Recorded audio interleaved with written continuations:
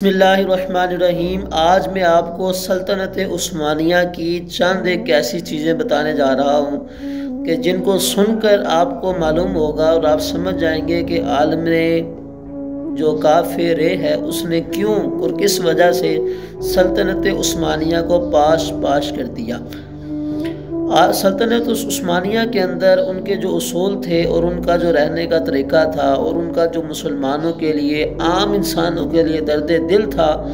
وہ حقیقتاً ایک مسلمان دوسرے مسلمان کے لیے ایک جسد واحد کی طرح ہے، اس کی ایک زندہ مثال تھی سلطنت عثمانیہ۔ اس کی چند بڑی خوبصورت چیزیں میں آپ کے سامنے رکھنے جا رہا ہوں۔ سلطنت عثمانیہ کے اندر یہ عادت تھی لوگوں کی کہ جب کوئی مہمان کسی کے گھر میں آتا تو وہ اس کے سامنے دو چیزیں پیش کرتے، ایک قہوہ پیش کرتے اور ایک پانی پیش کرتے۔ اگر مہمان پانی پسند کرتا، پانی پیتا، تو میزبان سمجھ جاتا کہ مہمان کو کھانے کی حاجت ہے اور وہ اس کے لیے بہترین کھانے کا انتظام کرتا، اور اگر مہمان قہوہ پسند کرتا، قہوہ پی لیتا، تو پھر میزبان سمجھ جاتا کہ مہمان کو کھانے کی حاجت نہیں ہے۔ پھر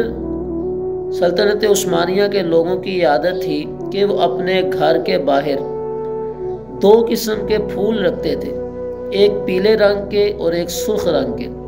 پیلے رنگ کے پھول جس گھر کے باہر ہوتے تھے تو اس کا مطلب یہ تھا کہ اس گھر کے اندر کوئی مریض موجود ہے، لہٰذا اس گھر کے آس پاس شور شرابہ نہ کیا جائے تاکہ مریض جو ہے اس کے آرام میں خلل نہ آئے، اور اس گھر میں آپ مریض کی عیادت کے لیے تشریف لا سکتے ہیں۔ اور جو سرخ پھول تھے وہ اگر کسی گھر کے باہر ہوتے تو اس کا مطلب یہ ہوتا کہ اس گھر میں نوجوان باکرہ لڑکی موجود ہے، لہٰذا اس گھر کے آس پاس کسی بھی قسم کے بازاری جملے نہ کسے جائیں۔ اور سلطنت عثمانیہ میں لوگوں نے اپنے دروازے کے باہر دو قسم کی ڈور بیل لگوائی ہوتی تھی، یعنی گھنٹی رکھی ہوتی تھی۔ وہ گھنٹی کے طور پر ایک ہتھوڑا ہوتا تھا، ایک بڑے سائز کا اور ایک چھوٹے سائز کا۔ جو بڑے سائز کا ہتھوڑا ہوتا تھا وہ مرد حضرات جب کسی گھر جاتے تو وہ بڑے سائز کا جو ہتھوڑا ہے وہ بجاتے،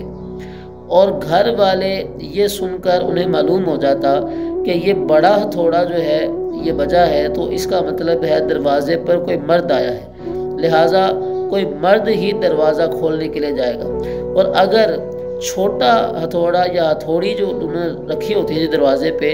اگر اس کے ساتھ کسی نے دروازے پر دستک دی ہے تو گھر والے سمجھ جاتے ہیں کہ دروازے پر کوئی عورت آئی ہے تو دروازہ کھولنے کے لیے کوئی عورت جائے گا۔ پھر سلطنت عثمانیہ کے لوگوں کا صدقہ کرنے کا بھی بڑا اہم اور بڑا ہی پر لطف اور بڑا اچھا جو ہے وہ انداز تھا، اور وہ یہ تھا کہ جو لوگ صدقہ کرنا چاہتے تھے یعنی صاحب ثروت لوگ تھے تو انہوں نے روٹی والوں کے پاس، نان بھائی کے پاس اور سبزی فروش اور دیگر جو خورد و نوش کے دکانیں ہیں ان کے پاس اپنا کھاتا کھلوایا ہوتا تھا۔ ان کے پاس ان کا کھاتا تھا اور انہوں نے دکان والوں سے یہ کہہ رکھا تھا کہ اگر کوئی لاچار آئے، مجبور آئے، بے بس آئے، کوئی بھوکا آئے تو آپ اسے فری میں ہمارے کھاتے سے کھانا، سبزی، روٹی جو کچھ بھی ہے وہ آپ ہمارے کھاتے سے اس کو ادا کر دیں،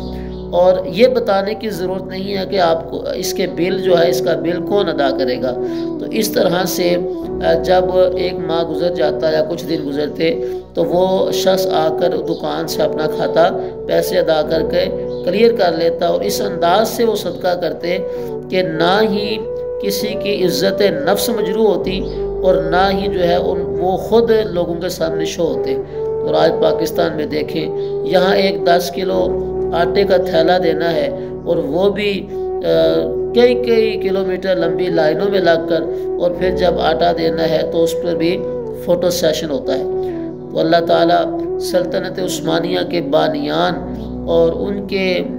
جو رہنے والے تھے اللہ تعالیٰ ان پر رحم فرمائے، اور اللہ تعالیٰ عالم اسلام کو ایک مرتبہ پھر کوئی ایسی خلافت، ایسی سلطنت عطا فرمائے کہ جو حقیقتاً اسلام کی تصویر لوگوں کے سامنے پیش کرے۔